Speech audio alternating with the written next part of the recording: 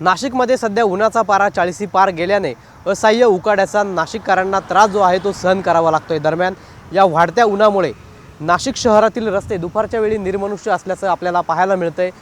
कामाव्यतिरिक्त नागरिक देखील दुपारच्या वेळी घराबाहेर पडणं टाळत असून महत्त्वाच्या कामालाच नागरिक जे आहेत ते घराबाहेर पडत आहे आणि अशा वेळी देखील घराबाहेर पडत असताना डोळ्यांवरती गॉगल असेल, टोपी असेल, रुमाल असेल, हेल्मेट असेल यासारख्या उन्हापासून बचाव करणाऱ्या वस्तू घेऊनच बाहेर पडत असल्याचं पाहायला मिळतंय। दरम्यान आपण जर बघितलं तर नाशिक शहरातील हे रस्ते दुपारच्या वेळी आपल्याला पूर्णतः निर्मनुष्य झाल्याचं पाहायला मिळतंय।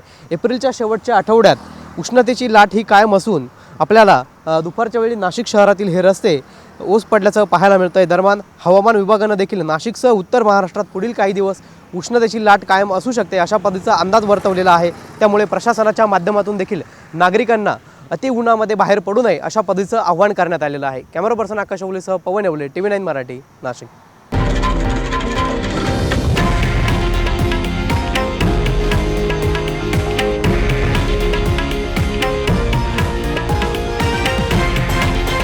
हे आहे देशातील नंबर 1 न्यूज नेटवर्क आणि आपण पाहत आहात TV9 मराठी, एकमेव।